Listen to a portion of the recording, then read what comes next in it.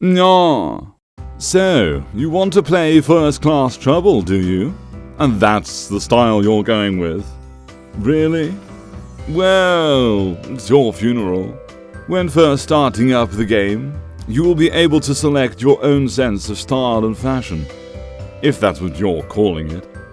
Leveling up will provide more options and is as simple as playing and earning experience by completing objectives within the game. This is, of course, the main aim of the game, to obtain more and more dapper outfits.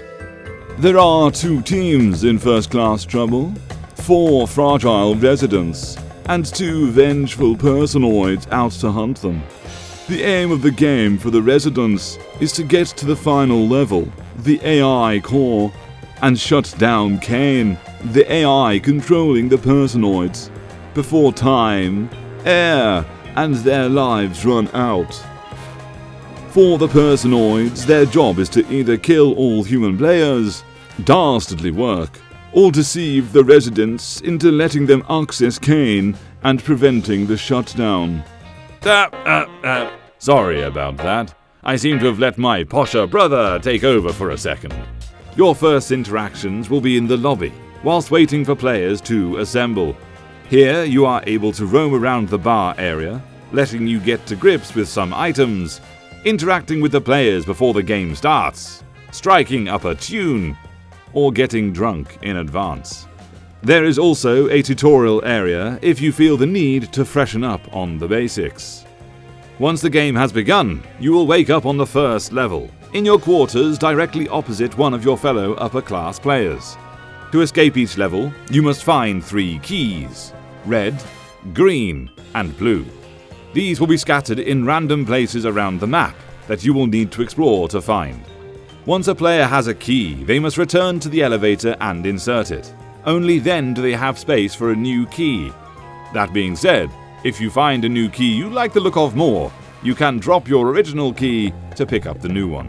When the final key has been entered into the lift, a 10-second timer will activate before all players, regardless of where they are, will be teleported into the lift, proceeding to the next floor.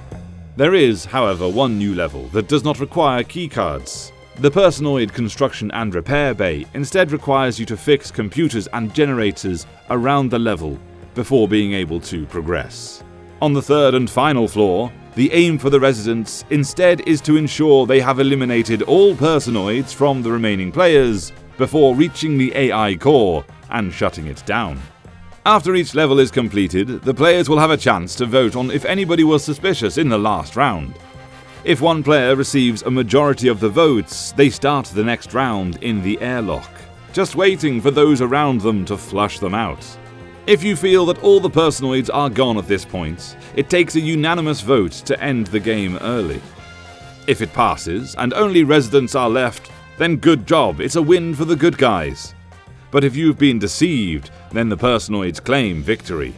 If the personoids are being too good at blending in, and you just don't have an answer, fret not.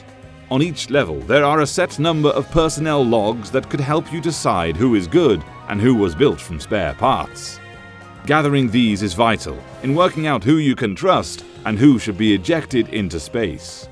Just remember, if a personoid gets to the log first, they can sabotage it, rendering all data on it completely useless.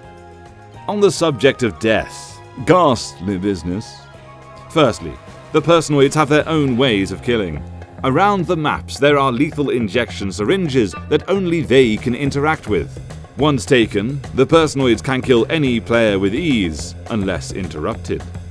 By default, all players have 2 actions they can use to interact with others: the grab and the push. Whilst these can be used to humorous effect, their main use is in killing your opponents. Any player can kill in First Class Trouble by grabbing their target and holding them still, and getting a friend to finish the job. At least one of the pair must be human though. 2 personoids can fake a strangulation, but cannot go through with it.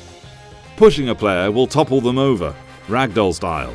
This animation, coupled with environmental hazards, can make very short work of your enemies. You can push people into fires, water, man-eating plants, electricity, or the void. If a plant or fall gets you, there is no saving you. However, for the rest, there is a short period of time that you can be saved. Fires can be put out. Drowners can be thrown a rubber ring. And the electricity can be disabled. Also, if you brave an open airlock for whatever is inside, you can be vented into space.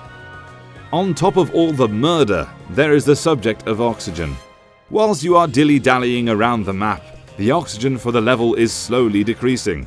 To prevent this, the residents need to either find portable oxygen canisters or malfunctioning O2 systems. Each player can only hold 3 canisters at any one time and need to take them to O2 stations around the map to stave off death.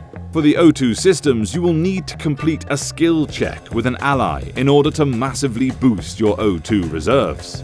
Failure will lock the system, however, denying you that boost. The personoids have other options available to them when interacting with the O2 stations. They can sabotage these systems periodically to release more O2 and reduce the timer. Humans need to watch out for personoids attempting such a thing. Look, there's one now! Stop him! The swine! Finally, for death. Occasionally on the second floor, a gas leak will kick in and residents will have a very short amount of time to run to 2 points on the map and complete a long fix. This can be completed by multiple people at each point, but if the time runs out, the residents instantly lose. Items, accessible by pressing E. Scattered around the map are a selection of the finest tools any first-class patron could want. For example, champagne bottles, the perfect weapon to knock a personoid on their ass. Squash rackets, to give you some breathing room. Key card triangulators to help you locate the items necessary to leave the level. And wrenches, to instantly unlock any one door. Many of the items are laying in the open for you to find. However, several rooms which may contain key items will be locked off behind a variety of obstacles. Locked doors, either requiring a simultaneous pressing of 2 buttons by crewmates, or some sort of skill check for 2 to complete together. Fires, either common red requiring an extinguisher to remove, or powerful blue forcing cooperation. Electrical discharges, requiring one person to disable the electricity so others can progress to the goodies behind. And airlocks. One player must hold the door open with a skill check, whilst another goes inside to plunder. Any interruption of that skill check will slam the airlock closed and vent the unfortunate into space. What happens if the game isn't going your way? If the game is unsalvageable for your team, you can always try and sneak off to the escape pod. Successfully accessing this will remove your character from play and give you survival points, if not victory points. Finally, if you are killed off, don't fret. For one, you can vacuum up debris on the floor and fire it at the surviving players. It won't affect their gameplay, but can be very cathartic. Also, there are 2 mini-games for you to compete in with other dead players. One is a race, identifiable by the checkered flag symbol. The other is a game of who can hold on to the silly umbrella hat the longest. To take the hat from another player, simply bump into them or hit them with some of your collected debris. I think we're done here. You've got the basics, you know how to function. Good luck. Don't let me down, kiddo, or you may find your Space Cruise subscription revoked. Good luck in future voyages, and I'll see you in another tutorial.